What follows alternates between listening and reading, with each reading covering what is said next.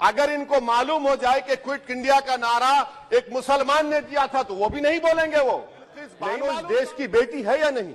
जिस बिल्किस बानो को लोगों ने 11 लोगों ने रेप किया, प्रेग्नेंट थी, उसकी मां का रेप किया, उसकी बेटी को कत्ल कर दिया, उसकी मां का कत्ल कर दिया, आपने कातिलों को रिहा कर दिया। ये आपका कुर्सी है, तुम्हारा ये जनाजा तो नहीं, कुछ कर नहीं सकते तो उतर क्यों नहीं जाते? मैं इस तहरीक अदम एतमाद की तायद में खड़ा हूं जिसको टीआरएस पार्टी और हमारी पार्टी ने दिया, जिसको स्पीकर साहब ने कबूल किया।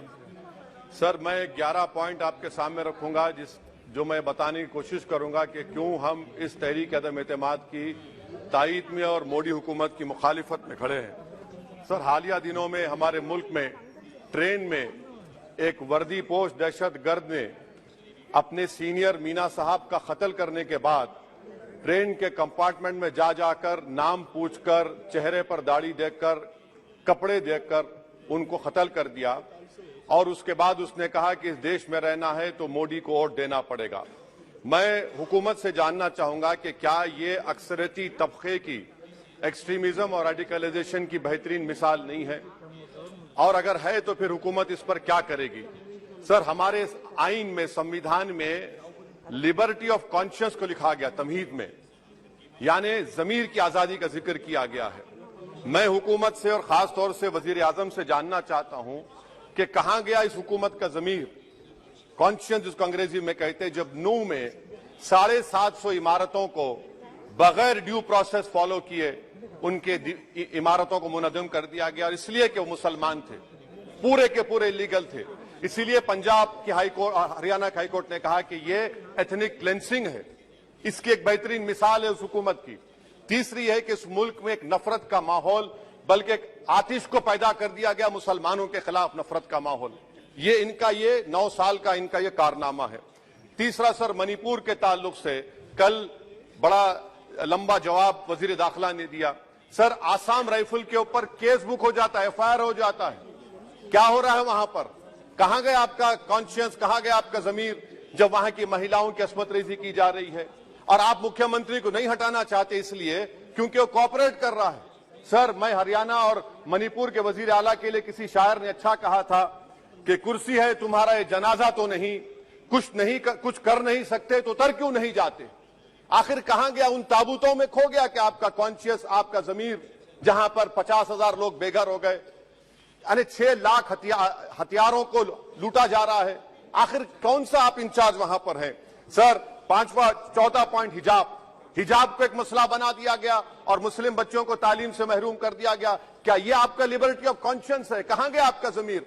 सर, अभी आपने फाइनेंस मिनिस्टर साहबा ने कहा, यहां पर डीएमके के मोहतरमा कनीमोजी ने महाभारत के द्रौपदी का जिक्र किया। मैं ये पूछना चाहता हूं, बिल्किस बानो इस देश की बेटी है या नहीं? जिस बिल्किस बानो को लोगों ने 11 लोगों ने रेप किया, प्रेग्नेंट थी, उसकी मां का रेप किया, उसकी बेटी को कत्ल कर दिया, उसकी मां का कत्ल कर दिया, आपने कातिलों को रिहा कर दिया। ये आपका कॉन्शियंस है? ये आपका कॉन्शियंस है? आप तो मेजोरिटेरियन पॉलिटिक्स को फरोग दे रहे हैं। सर, चौथा, आज चाइना के ऊपर कोई नहीं बोलते हैं। प्रधानमंत्री मोदी ने उस वक्त 2013 में जब प्रधानमंत्री नहीं थे कहा था कि समस्या बॉर्डर पर नहीं, दिल्ली में है। अगर हम अपनी जमीन पर हैं तो डिसएंगेजमेंट क्यों कर रहे हैं? क्या आज चीन हमारी जमीन पर नहीं बैठा है? क्या आज चीन से आप बातचीत कर रहे हैं? आप डिसएंगेजमेंट कर दिए। बताइए डी-एस्केलेशन, डी-इंडक्शन कब होगा? मैं आपके जरिए से हुकूमत को बता रहा हूं कि अगर प्रधानमंत्री ने अहमदाबाद में शी जिनपिंग को बुलाकर झूला झुलाया था, क्या हुआ? क्या नतीजा निकला उसका? चेन्नई दिखाया, क्या नतीजा निकला? सर, इसलिए चीन पर बोलिए, चीन को उखाड़ कर फेंकिए। सर, और एक पॉइंट जिस पर मैं मुखालिफ तायद में खड़ा हूं, हाई इन्फ्लेशन है इस मुल्क में, हाई अनएम्प्लॉयमेंट है, स्टैग्नेटिंग कंजम्पशन है। इसकी वजह से महिलाओं में हाई एनीमिया लीड कर रहा है। ये हुकूमत इसकी जिम्मेदार है। सर, कुलभूषण जाधव कहां है? पाकिस्तान में बैठा है, आप क्यों नहीं लेके आते? आप विश्वगुरु कहते हैं, कुलभूषण जाधव को भूल गए आप। कतर में 8 नेवी ऑफिसर 1 साल से जेल में हैं, आप नहीं ला सके उनको। सर, और एक चीज, 1991 का प्लेसेस ऑफ वर्शिप एक्ट इस ऐवान में पास किया गया था कि तारीख के जख्मों को नहीं खुरेदा जाएगा। आप खुरोद रहे हैं उनको। मैं आपको इंतबा दे रहा हूं, वार्न कर रहा हूं, इस मुल्क को 90 के दहे में मत लेकर जाइए। 91 का एक्ट सुप्रीम कोर्ट में जवाब दीजिए कि आपकी हुकूमत 91 प्लेस ओवरशिप एक्ट की कायम है, उस पर कायम रहेगी। यूसीसी सर, इस यूसीसी का फॉर्मूला क्या है? एक मुल्क में एक मजहब, एक कल्चर, एक जबान। ये तो डिक्टेटरों का फॉर्मूला है। भारत एक गुलदस्ता है, भारत एक मोजाइक है। यहाँ पर बेशुमार जबानें, बेशुमार मज़ाहिब बोले जाते हैं और हिंदू अनडिवाइडेड फैमिली में sir I am concluding 8 crore 75 Hindu खानदानों को 3,800 करोड़ डिडक्शन मिला। इसके बारे में आप क्या कहेंगे सर? और मैं कंक्लूड करने से पहले आपको बताना चाह रहा हूं कि माइनॉरिटी वेलफेयर का बजट 40% कम कर दिया गया। पढ़ो प्रदेश, प्री मैट्रिक स्कॉलरशिप कम कर दी गई, मौलाना आजाद फाउंडेशन खत्म कर दिया गया फेलोशिप, और इसकी वजह से 1,80,000 मुसलमान हायर एजुकेशन में गायब हो चुके हैं।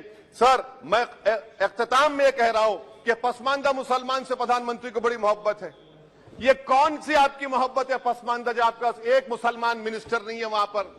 इखलाक से लेकर, पीलू खान से लेकर, अफान अंसारी से लेकर लुकमान अंसारी, मॉब लिंचिंग पूरे पसमानदा मुसलमान की होती है। पावर लूम बंद है अंसारियों के, कुरैश बरादरी का कारोबार बंद किया जाता है। स्पीकर सर, मैं कंक्लूजन में अभी कल हमारे होम मिनिस्टर ने कहा था क्विट इंडिया।